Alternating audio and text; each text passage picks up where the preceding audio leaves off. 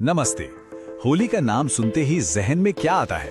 रंग, गुलाल, पानी के गुब्बारे और ढेर सारी मस्ती, है ना? लेकिन क्या होली की कहानी सिर्फ यहीं तक है? आज हम इस त्योहार की पूरी कहानी जानेंगे, इसकी जड़ों से लेकर इसके आज के स्वरूप तक। तो हाँ, होली को रंगों का त्योहार तो कहते ही हैं, पर कभी सोचा है कि हर साल जो आग जलाई जाती है और हवा में जो ये गुलाल उड़ता है, उसके पीछे की असली कहानी क्या है? चलिए अब आज इस पहेली को सुलझाते हैं। तो सबसे पहले बात करते हैं उस आग की, यानी होलिका दहन की। ये कहानी है अच्छाई और बुराई के बीच हुई एक बहुत बड़ी और जबरदस्त लड़ाई की। तो देखिए, कहानी की शुरुआत होती है एक राजा से, जिसका नाम था हिरण्यकशिपु। अब ये राजा भाई बहुत ही अहंकारी था, इतना घमंड कि उसने खुद को ही भगवान समझ लिया और ऐलान कर दिया कि अब से सब सिर्फ उसी की पूजा करेंगे, किसी और की नहीं। पर मजे की बात देखिए, उसी का अपना बेटा प्रहलाद भगवान विष्णु का पक्का भक्त निकला। उसने साफ साफ कह दिया कि वो अपने पिता के घमंड के आगे नहीं झुकेगा। और बस यहीं से शुरू हो गया बाप बेटे के बीच एक बड़ा टकराव। अब अपने ही बेटे की ये भक्ति देखकर राजा तो गुस्से से आग बबूला हो गया और वो इतना नीचे गिर गया कि उसने अपनी बहन होलिका के साथ मिलकर एक बहुत ही भयानक साजिश रची, प्रहलाद को जिंदा जलाने की। और यहीं पर कहानी में आता है एक जबरदस्त ट्विस्ट। देखिए, होलिका को एक वरदान मिला हुआ था कि आग उसे जला नहीं सकती, तो वो प्रहलाद को अपनी गोद में लेकर आग में बैठ गई। लेकिन हुआ क्या? हुआ बिल्कुल उल्टा। उसका वरदान उसी पर भारी पड़ गया। वो तो जलकर राख हो गई और प्रहलाद, वो अपनी अटूट भक्ति की वजह से बिल्कुल सुरक्षित बच गया, एक खरोच तक नहीं आई। तो बस इसी कमाल की घटना को याद करने के लिए हर साल होली का दहन मनाया जाता है। होली के ठीक एक दिन पहले जो आग जलाई जाती है ना, वो सिर्फ लकड़ियां नहीं जलाती, बल्कि वो बुराई पर अच्छाई की उस शानदार जीत का जश्न मनाती है। अच्छा, तो ये तो थी आग की कहानी।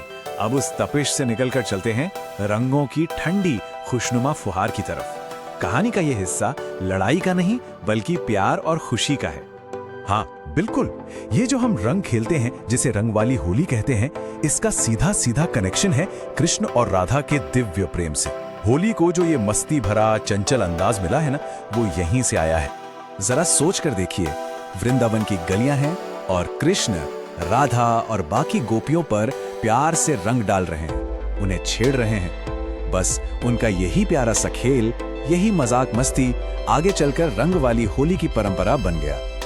और शायद यही वजह है कि आज भी कहते हैं कि दुनिया में सबसे जबरदस्त होली मथुरा और वृंदावन में ही होती है।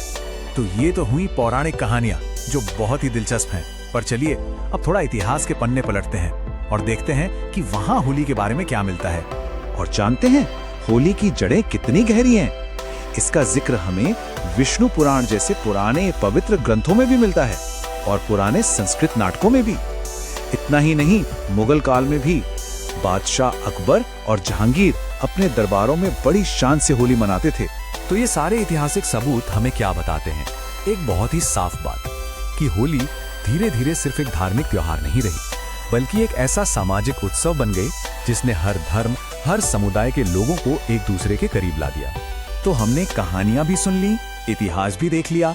अब इन सारे धागों को एक साथ जोड़ते हैं और समझते हैं कि आखिर आज के जमाने में होली का असली मतलब क्या है, ये त्योहार आज भी इतना खास क्यों है।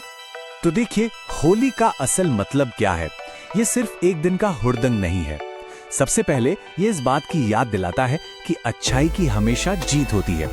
दूसरा, ये सर्दियों के अंत और बाहर के मौसम एक नई शुरुआत का संकेत है। तीसरा, ये एक मौका है गिले शिकवे भुलाने का, रिश्तों में एक नई जान डालने का। और सबसे बड़ी बात, ये त्योहार एकता और भाईचारे का जश्न है।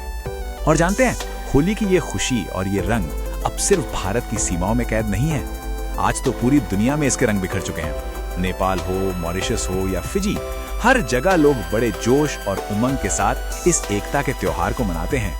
तो आखिर में इस पूरे त्योहार का, इन सारी कहानियों का सार क्या है? एक बहुत ही सीधी लेकिन बहुत गहरी बात, अच्छाई हमेशा जीतती है। और ये एक ऐसा सच है जो हर रंग से ज्यादा पक्का है और जो हमेशा हमें हिम्मत देता रहेगा।